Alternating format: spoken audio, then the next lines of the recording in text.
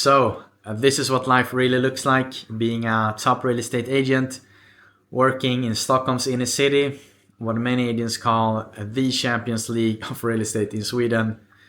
I've been working for almost 5 years now. Time really flies, and I've picked up a lot of lessons along the way, things that I wish I would have known a lot sooner because they would have made me a lot more successful a lot faster. So, therefore, I thought today I'm going to share three things that just have helped me a lot in my career, and I'm very confident they will help you as well.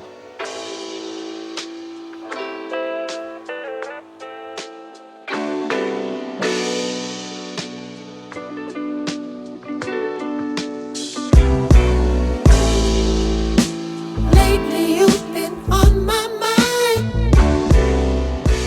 So I just thought that it would be very natural for me to speak about something that I really would have wished I would have known a lot sooner, and especially in the beginning of being a real estate agent. I think that we as real estate agents, we are very, very ambitious. I do believe that we're probably like one of the most ambitious people on the planet. We're very optimistic. We do everything we can each week to really like try to make the dreams come true for our sellers and try to make the dreams come true for our buyers. And with that, high ambition, it comes a lot of high goals as well. And I know that we just want to get so much done in so short period of time, and that is okay. But I just wish that someone would have told me in a way where I understood it better, that the goal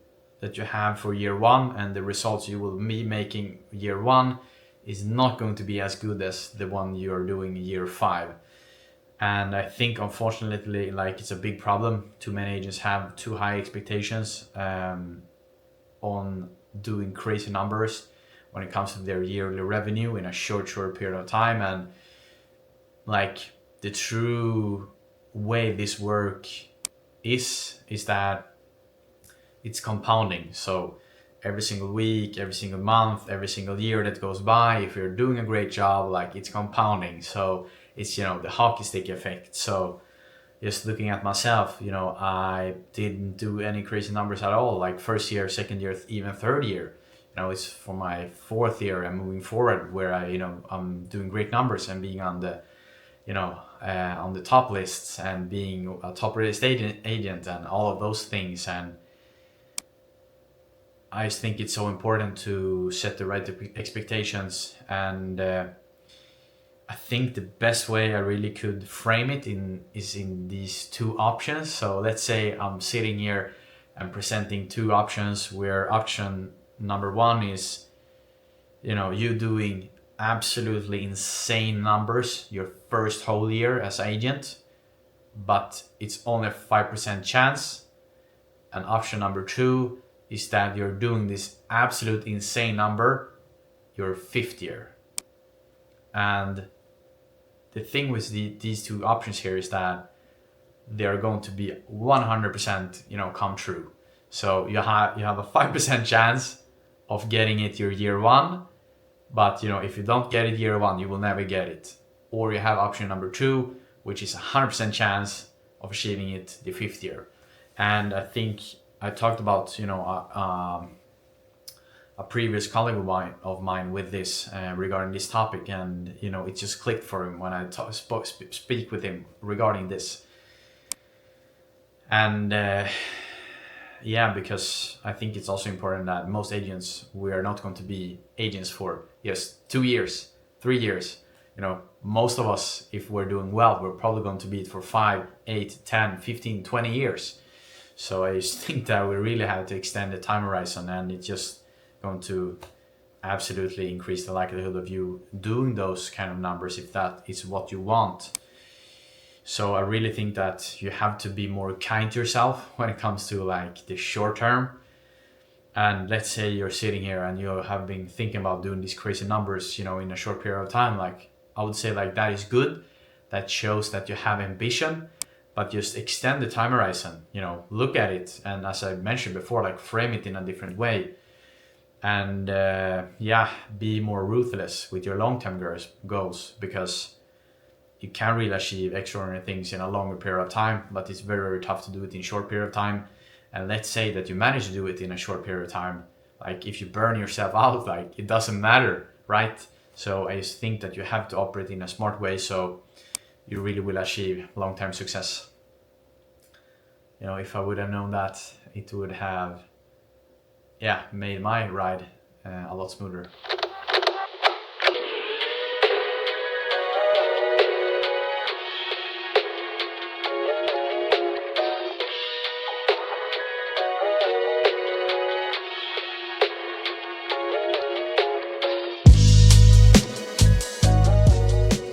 So I just think that another thing that really ties into the other thing that I spoke about with, setting the right expectations and really just thinking more in the long term, is that I think too many people unfortunately like chase the deals, and I think too many agents, they focus on the wrong things, and especially in the beginning, and even like if you have worked for a long period of time, like too many people think that the grass is greener on the other side, and unfortunately I don't think it's true, at least for most of cases. And if you come back to looking at the deal and like what kind of percentage split that you can get, there are various different kind of numbers flowing around, and many people look like, wow, you get this deal, and like you just think about it as this insane thing, but you have to really look at what you're getting.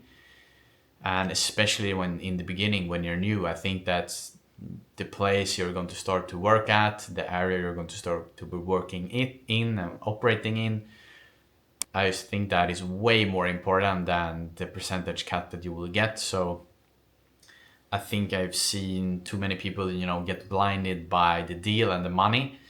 So this is something that really ties into the other one. Like you have to pick the choice and pick the deal and the office and the area you're going to operate in that is going to maximize the chances of you hitting the number you want year 4 or 5, rather than getting 100% at doing nothing. So having a deal where you get let's say you have 20% and you're doing 5 million a year, that is a lot better than having 40% and you're only doing 1 million a year. So I really think that you have to reframe the way you see the deal.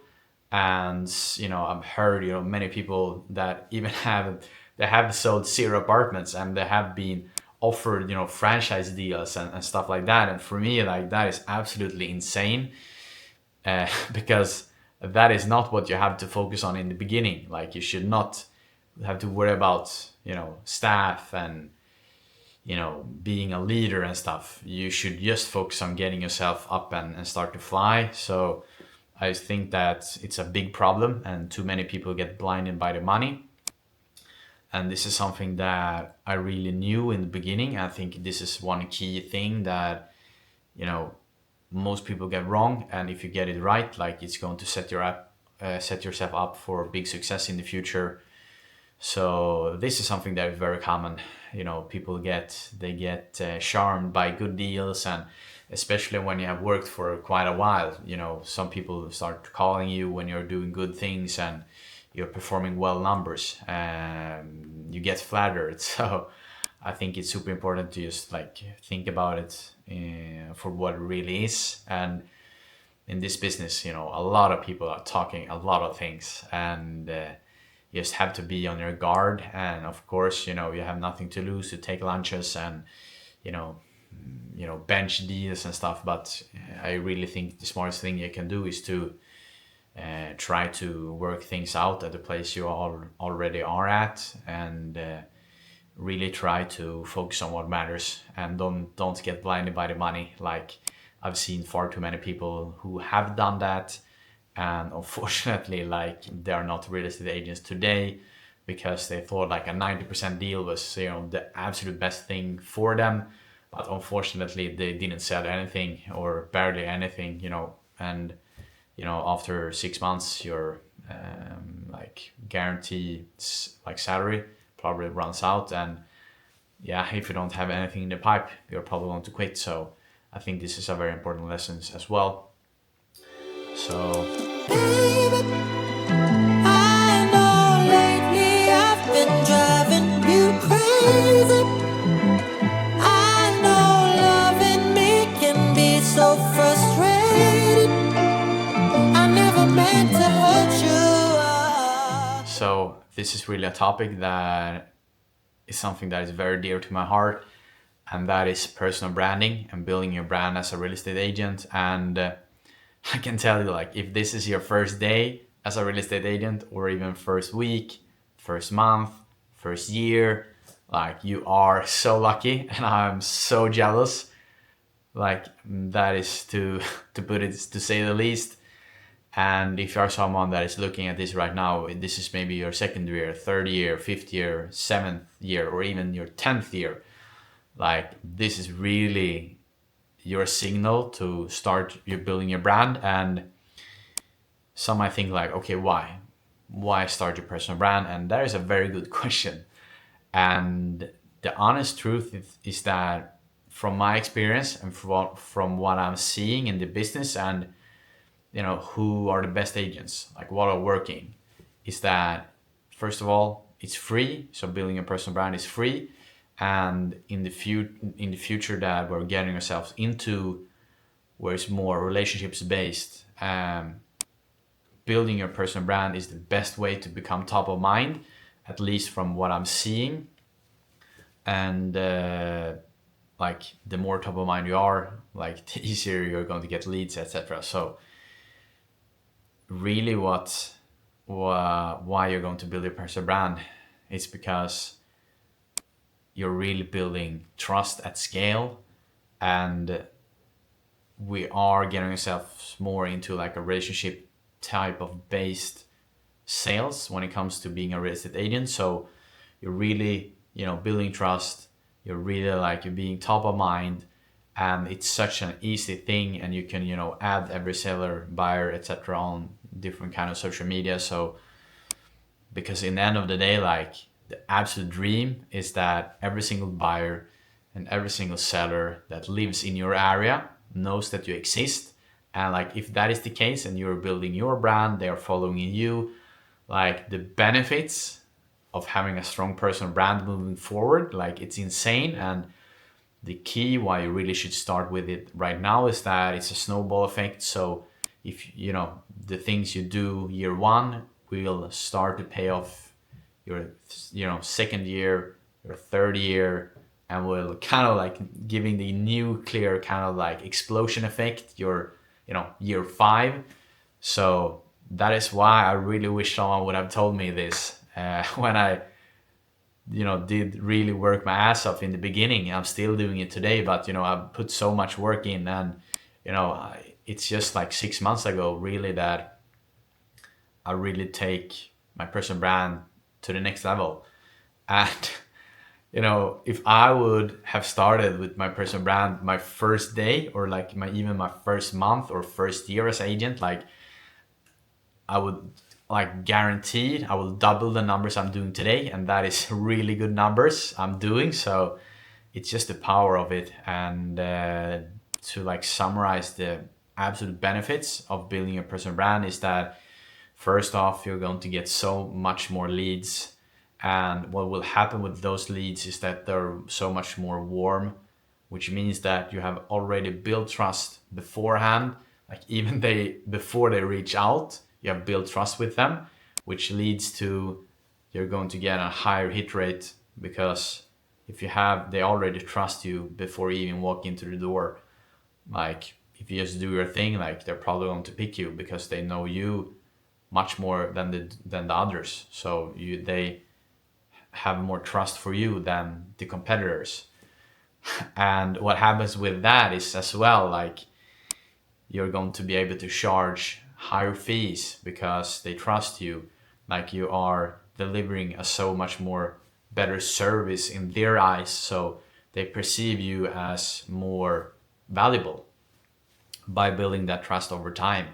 And what will happen as well is that the stronger your brand becomes, the more people is going to demand your services, and they're going to demand you as their agent, which means that you can only take in a certain amount of people. So you can probably not wake up tomorrow and take in 100 new listings. At least I wouldn't be able to do that. So then you're going to be able to charge as high as you can, so you stabilize the leads and your hit rate will go down, but you will earn so much more money. So for me, like, it's not just a matter if you should build your brand. It's a non-negotiable for me. And I think that, and I'm already seeing that the person or the real estate agents with the strongest personal brands, like, they are going to be the winners in the future. So you have the choice. Do you want to be a winner in the future, or do you want to be someone that is going to struggle? The choice is yours. So yeah, that is all for this one. As always, I am very curious about learning what obstacles you are facing, and just like what things you would like me to discuss moving forward. And the easiest way you can make this into a reality is leave a comment below. I'm very curious and interested to learn more about what challenges you are facing. And as always, just trying to help in the best possible way from my side. And I think honestly, like, the absolute easiest thing you can do, if you would like to see more of this kind of videos in the future, is to subscribe, because then you're going to see more of this, and we can be very sure that I'll see you in the next one.